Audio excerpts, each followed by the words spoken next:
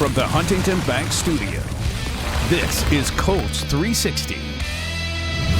Colts looking to rebound on the road this week, visiting the New York Jets at MetLife Stadium. I am Lara Overton, joined by head coach Shane Steichen. Coach, looking to snap that losing streak when you go on the road this week. What's the response you have seen from the guys as they got back in the building, got to work this week? Yeah, I think they got the right mindset. You know what I mean? We got a lot of football left, sitting at 4-6. Obviously, losing 3 in a row hurts, but you got a great opportunity in front of you to go get it done. And we got to choose that. You know, we got to go choose to do it the right way, go work the right way, and then we got to have the results on Sunday. I know you have a full plate over the course of the week, game planning, practices, meetings, all of that.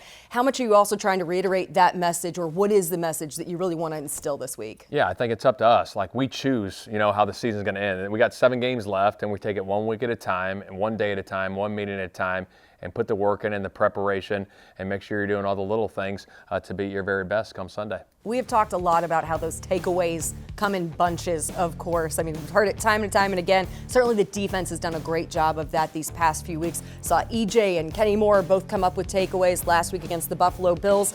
How much do you need to keep that rolling and also see those continue to be spread around across the different defenders? Yeah, anytime you take away the football, it's awesome. And obviously Kenny getting that pick and EJ getting that pick is huge. And we talk about them coming in bunches, and our defense is doing a heck of a job taking the football away. And obviously offensively, we can't be turning the ball over. So that'll be a point of emphasis for us offensively, because we know we win the turnover battle, you got a great chance of winning a football game. One thing that creates opportunities for takeaways is getting that pressure up front. And the two guys you have there in the middle with DeForest Buckner and Grover Stewart, a big part of that. Grover, consecutive games with sacks for the first time in his career. What has created the opportunity that we have seen that Grover Stewart has capitalized on this season? It's been great to see. Obviously, he's one of our guys, great leader for us, tremendous worker, him and Buck. But to get those sacks going, great. Credit to him and the work he puts in every single day to get it done on Sundays, and Charlie and Ray's helping him in the D-line room, and all those guys pulling together to get those things done. Is there anything better than when Grover Stewart is having fun on the football field and you see it, you see him dancing, and you hear it? Oh yeah, it's the best. His little, I don't know what his dance is. He's got his little rolly thing going. I don't know. It's cool though. I tried to do it. I tried to show it. I was like, I'm trying to get it right. He told me I was way off, and so I just stopped trying at that point. So no one can do what Grove does anyway. So, hey, how about the young receiver, Adonai Mitchell, a career high in receptions and yards? Also caught every pass targeted his way last week against Buffalo. How much can this be a breakthrough moment, especially for a rookie receiver? Yeah, it's huge. Obviously, he's got his opportunity, Pitt being out, you know, so we got a lot more reps. And, you know, when he got his targets, he made the most of them. So I think that's huge for any young player. As you're developing and you get your opportunities, you make the most of them, and that's what he did on Sunday. I don't ever want to say that his confidence was shaken, because I think AD's a pretty confident guy. But, of course, for him to overcome maybe some of the early struggles, what does that say about him and his work to kind of brush those things off maybe when he'd been challenged earlier? Yeah, 100%. I think any player, you know, will go through some adversity in seasons, whether you're not getting the targets or the touches. But when you fight through those things and you keep working and and having the right mindset and attitude, it all comes back around to you, and that's what happened on Sunday for him. There were a ton of people down on the field. I saw a bunch of people pregame, one of them being former Colts head coach Chuck Pagano. You had some time with Chuck. He's around. He's in the community. He's doing McAfee, so he's around quite a bit. How much do you enjoy just sharing time with another, you know, head coach? It's great. Chuck's a phenomenal person. The conversations that I've had with him, whether about life or about football, have been phenomenal. You know, he did a ton of great things at this organization. So always picking his brain about football stuff, and life is great. He always brings so much fire, right? That's one. Anytime you talk with Chuck, it's just like relentless a little bit, right? A word he likes to use. He's always fired up. He always has great energy. He's great to talk to. He's always got a smile on his face, so it's fun. Hey, we talked about your defense. Got to talk about the New York Jets defense. Third in the league in sacks so far this season, 32 of them. What do you got to prepare for up front with the way that they're going to try to attack you on Sunday? Yeah, they got a good rush plan, obviously. You know, they do a really good job of coming off the edges and obviously internal running their games and stuff. So we got to do a great job protecting, obviously. You know, we got to have a great scheme going into it, protecting the quarterback for this game for sure. Hey, I know you have a message for the team each and every week, but there is also a weekly anthem by our fan of the year, Seth. This is the celebration. You've heard it. You can't go anywhere without hearing the This Is Our Colts, which is the unofficial anthem of 2024. This is a surprise that we had last week for well-deserving Seth. We're just gonna do some like basic stuff, headshots and stuff. You're just gonna stand with your toes like on this line, just right here, and we'll do a variety of stuff. Perfect, love it. Oh, that's even better. Love it. Brother and I are huge fans of the Colts, though, and longtime fans. This is our Colts. This is our team. You are officially the fan of the year. And you're Super Bowl. Congratulations. This is for you. That is amazing. My God. Yeah. Guys, can I get a picture with you? Yes. That's perfect. Right there. Hold on. Oh, that's My so God. good. That was awesome. Oh, Appreciate you. feel blessed. Holy cow, Mom and Dad would be proud. They would be. They are. Man, this has been pretty wild and fun ride and all this cool stuff I'm taking in already, and man, this is a blessing. Oh my goodness. Congratulations, Seth.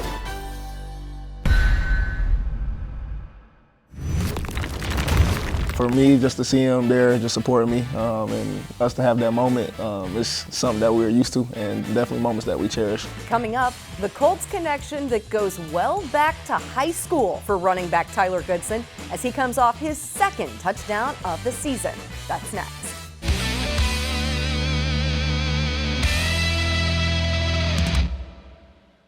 This season, Anthem Blue Cross and Blue Shield is teaming up with the Colts to shine a light on outstanding small businesses. Indy's our hometown, and boosting local business is just one way we want to thank this great city. Go to Colts.com/Anthem Spotlight to nominate your favorite small business today. Anthem and the Colts, helping Hoosier small businesses score. Forte Sports Medicine and Orthopedics, proud orthopedic partner of the Indianapolis Colts.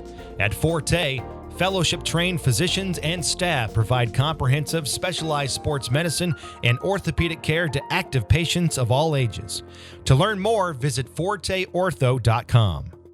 Enter now for your kid's chance to be Junior Blue at the next Colts home game. Visit Colts.com/Meyer Junior Blue to enter today.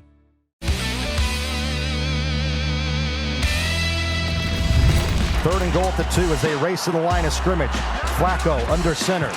Play action, rolling to his left. Throws upfield into the end zone. Yes, sir, that's a catch. Tyler Goodson, touchdown, I-N-D-Y.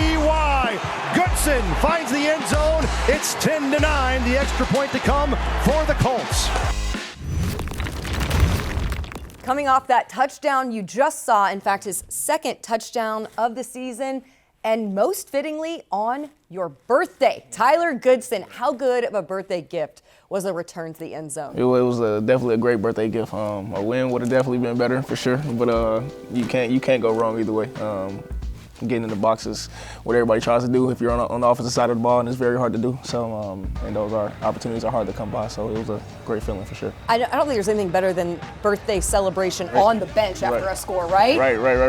Ain't nothing better when you get in the end zone and get to celebrate with your teammates. Get to do your little celebration that you've been planning all week, and then not only that, but most importantly, being able to celebrate with the people you love the most after the game, and just seeing them just show so much grace and love towards you. It was a great day outside of the losing the game. The result. Yes. Sure.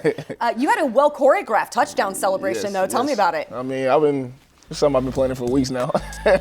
ever since I got my first touchdown. So I knew I was ready when the opportunity came, and when it came, it was just all about me just getting steps right. What was the inspiration? Really just Drumline, from the movie Drumline, jump on it.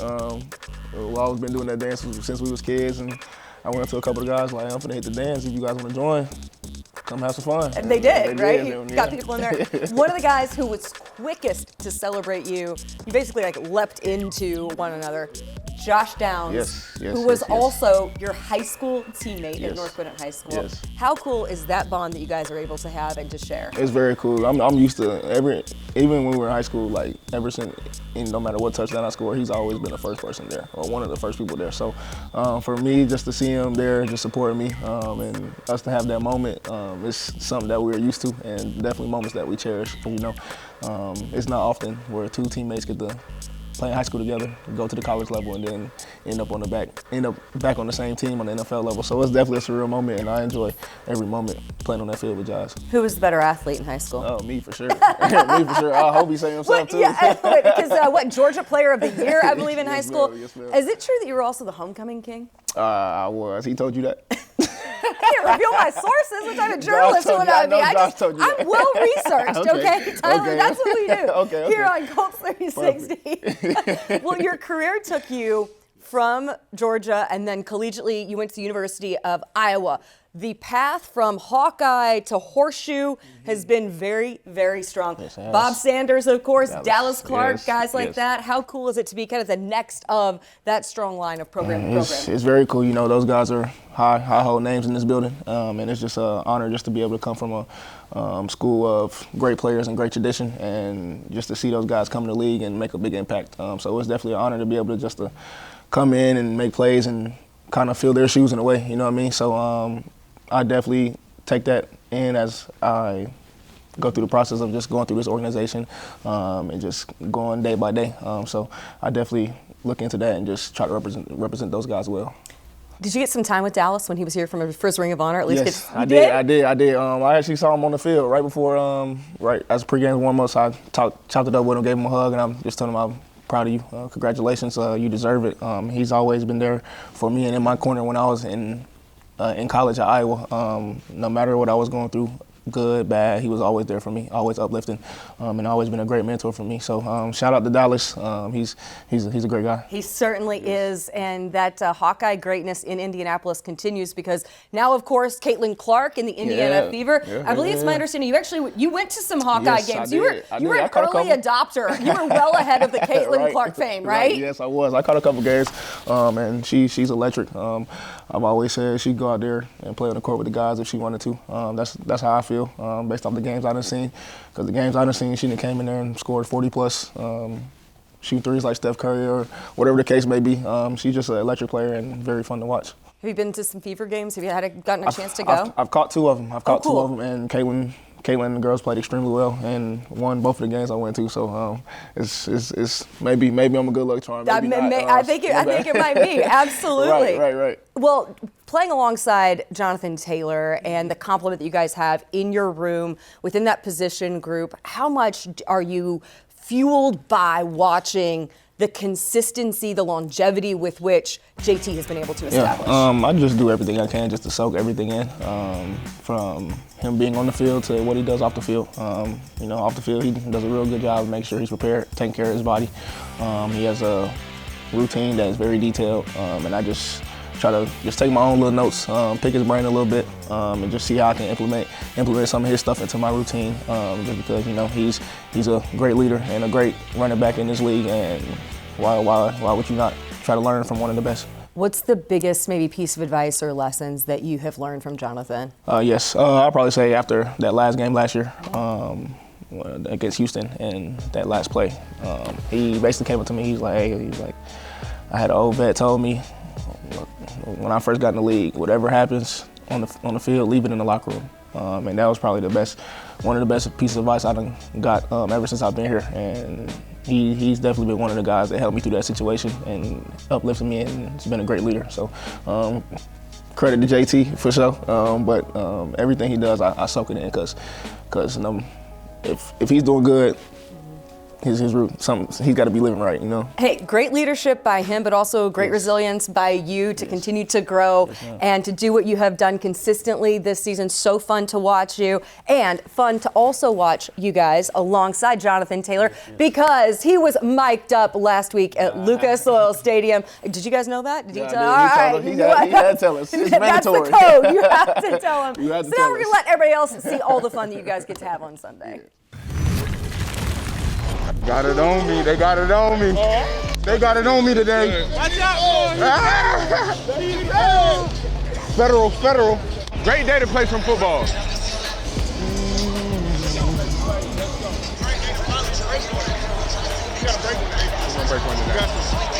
Another one. They going down every time. Death, taxes, and somebody going down on the flag rollout. Let's go. I got your back. Bro. Set the tone, bro. You know I got your back. Let's do it. Yes,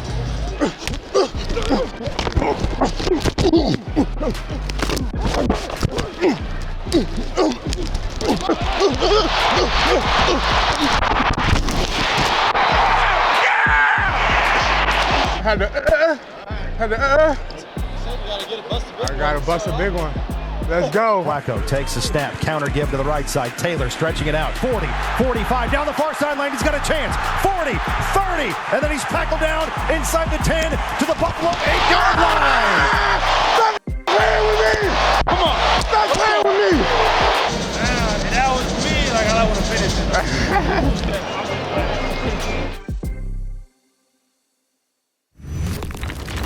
it. Obviously, you're going to have some more dynamic ability in the running game. Jonathan Taylor feeding off Anthony Richardson's presence. Anthony Richardson being able to push the ball down the field.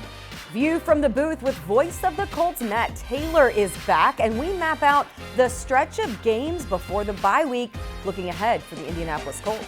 That's next on Colts 360.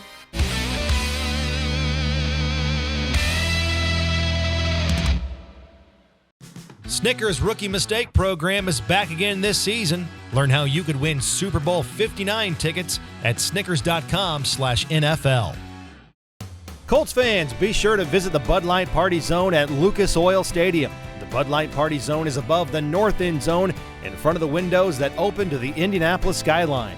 Bud Light, the official beer of the Indianapolis Colts.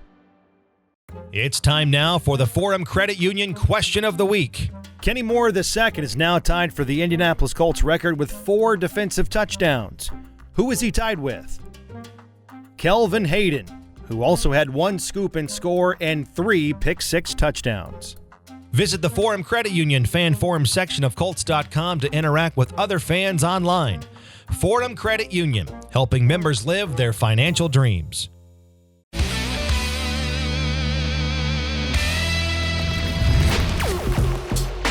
Josh Allen backs the throw deep, drop on play action, has all day, throws upfield, picked off by the Colts. They're on the return. They're at the 40, 35 with EJ Speed on the interception. As he nabbed the ball in the air, Josh Allen threw it right to the Colts linebacker, sinking in coverage, and Indianapolis has a takeaway. Rolling to the right side is Josh Allen. That pass is intercepted over on the far sideline by Kenny Moore, and the Colts get it right back. Kenny Moore swipe in front of that Josh Allen pass, and the Colts offense is right back onto the field. What you can do, we can do one better, says Kenny Moore II. That is the voice of the Colts, Matt Taylor, that you just heard. Now you see him joining me for this week's View from the Booth segment. By the way, how is the view from the booth at MetLife Stadium in New Jersey? It's good. It's good. Yeah, it's not too high, not too low. You're not in the corner. You're kind of at the 50-yard line. So from that standpoint, it's pretty good. So that's good news for the Colts because this is the first of 2 meetings for the Colts at MetLife Stadium, playing the Giants in a couple of weeks. I think it's week 17. So, yeah, double dose of MetLife. It's pretty good. Well, looking at this picture that you have, especially the stretch leading into the bye week, starting with the New York Jets, what now for this Indianapolis Colts offense, now returning to be led by quarterback Anthony Richardson? Yeah, so obviously, it's a different dynamic in terms of what Anthony Richardson can do, obviously, with his skill set within this offense. Obviously, you're going to have some more dynamic ability in the running game. Jonathan Taylor feeding off Anthony Richardson's presence. Anthony Richardson being able to push the ball down the field. Anytime you're 4-6 and you've lost 3 straight games, Larry, you're going to have to do some soul searching. And I think that's what Anthony Richardson has done personally these last couple of weeks, is just understand the magnitude of what it means to be a franchise quarterback, the intensity that comes with that, and the amount of consistency he has to have in everything that he does. Attention to detail and meetings and lifting and walkthroughs and practice and just being the team leader and quite frankly, the face of the franchise. So identity-wise, I'm really interested to see who is this Colts team. What are they about, on offense? Are they going to be the team that is able to stay on the field and be able to rack up some more first downs and win time of possession? Are they going to be able to run the ball better? Is Jonathan Taylor going to be able to find a groove? Anthony Richardson personally is looking to find some more consistency because after he left the lineup the last couple of games, he was last in the NFL in completion percentage and last in the NFL in passer rating. So I'm really eager to see how he's going to rebound. On the other side, though, defensively, you've really found your identity over the last few weeks, and this New York Jets team certainly has some weapons. What now on the other side of the ball when you look at this Colts defense? Well, I think 2 things. Right now, the positives for the Colts on defense is they're taking the football away. I think the last couple of games they have 5 combined takeaways. that number has allowed the season total to be really good. I think they're top 5 in both total takeaways and fumble recoveries. But I think the thing that I want to see now going forward in these last 7 games is, can the defense step up in big moments? You know, at the end of the first half last week against Buffalo, Josh Allen gets out of the pocket, completes the big long pass, sets them up into field goal range. They kick a field goal, and they go up by 2 scores, and they really kind of were on cruise control the rest of that game. So I want to see more impact in end of half, end of game situations, and then overall third down. The Colts are one of the poorest teams in the NFL in getting off the field in third down rate. And what that means is I think they have like a 14% third down defensive 3-and-out rate, which means the other team's only getting off the field 3-and-out 14% of the time. So those are the things I want to see in the last 7 games of the season as the Colts hopefully put a playoff push together. Okay, talk about putting a playoff push together quickly when you look at this stretch ahead leading into the bye. The next game after that is the Denver Broncos. How do you have to treat these next 3 games to position yourself for that to mean something? Well, it's everything. The last 7 games of the season, I think, are very gettable for the Colts. As we sit here and talk right now, they're still only 1 game out of the playoff picture. They're the 8th seed. And obviously the top 7 make it, Lara. But it's going to be really fascinating to see how the Colts urgency-wise approach these last 7 games of the season, because if you look at their schedule, like I said, they only play 1 team the rest of the way that has a winning record. That's next week's opponent and the Detroit Lions. So there's a chance this team can get hot, but after a 4-6 start, their margin of error is really, really thin.